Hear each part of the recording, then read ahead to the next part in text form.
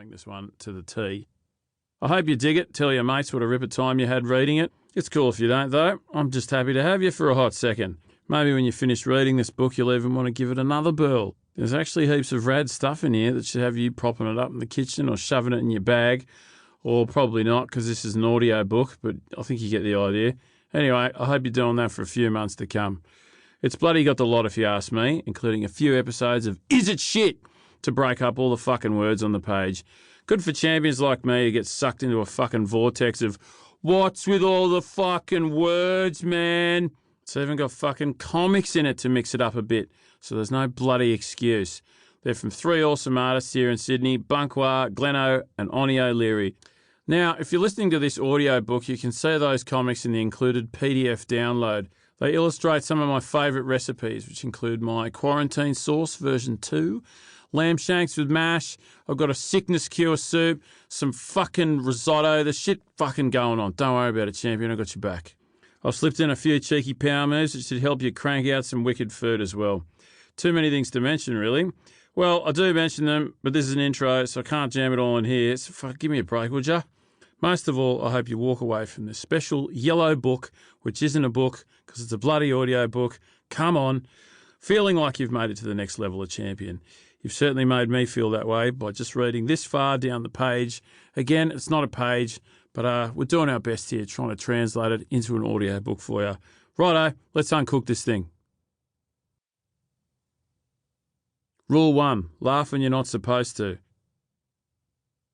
I didn't think there was a fucking chance in hell that if I created a short video about making pasta sauce and carried on about how much jar sauce totally fucking sucks, it'd be the thing that helped me reach millions of people and land me all over the bloody media. I edited that video at the pub, thinking at the time, this might be one of my last chances to go to the pub for a while. Better bloody enjoy it while it lasts. To be honest, I thought the sound quality of the video was pretty fucking shit house. I didn't think people were going to dig it that much. Well, wasn't I bloody wrong?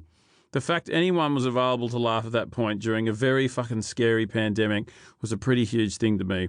And being able to connect with so many amazing people via sticking it to fucking garbage food has been pretty awesome. I suppose it goes to show that a lot of people were hanging for a laugh at that moment.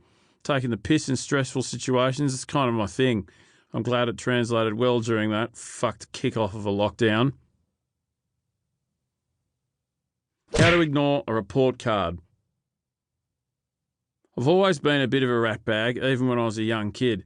At school, I was never really that focused. In fact, I fucking hated that shit, and I was always more concerned with mucking around or trying to make people laugh than doing my schoolwork.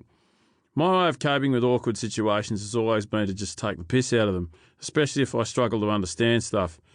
After all, I feel like a lot of the world's taken the piss out of me, and particularly at a young age, I felt like school was just taking the fucking piss entirely. It was probably one of the biggest wastes of time that I've ever experienced in my life. And believe me, champions, I've done a lot of time wasting. It just wasn't for me. The truth of the matter is, I didn't really know what the fuck was going on the entire time. I remember drawing a lot. I remember staring out the window a lot. I remember looking at the front of the classroom, mind-numbingly fucking bored, thinking, what the fuck is going on? Who the fuck understands any of this shit? I was constantly lost in a sea of boredom, looking for something to fill the time that wasn't whatever they were trying to teach me. So it's no surprise that trying to have a laugh and daydreaming were things I got stuck into at a young age. All my school report cards said the same shit. Reading back over them now, some of them are fucking hilarious. There were flashes in the pan of me seeming somewhat capable or conscientious. By the way, that's a word I've only ever heard used in fucking report cards. But mostly I was just a pain in the ass. Some of the teachers were borderline insulting too. Some even spelt my fucking name wrong. Let me give you a few examples. PE. Nathaniel is most capable in physical education, however, can be annoying when he reluctantly follows or does not do teacher-given directions. Here's another one. Nathaniel has a perfect record for bringing his sports clothes. I was impressed that he brought gloves to the aerobics and fitness sessions. He did not seem as keen about squash. No, I wasn't keen about squash. What fucking 13-year-old kid wants to play a game of racquetball with a ball that doesn't fucking bounce? It really is just a thankless game of flat fucking ball-walled tennis. Such a strangely over-the-top noisy game for such a small amount of return. Lots of squeaking shoes and people yelling. Kind of looks like badminton for people struggling with a speed addiction.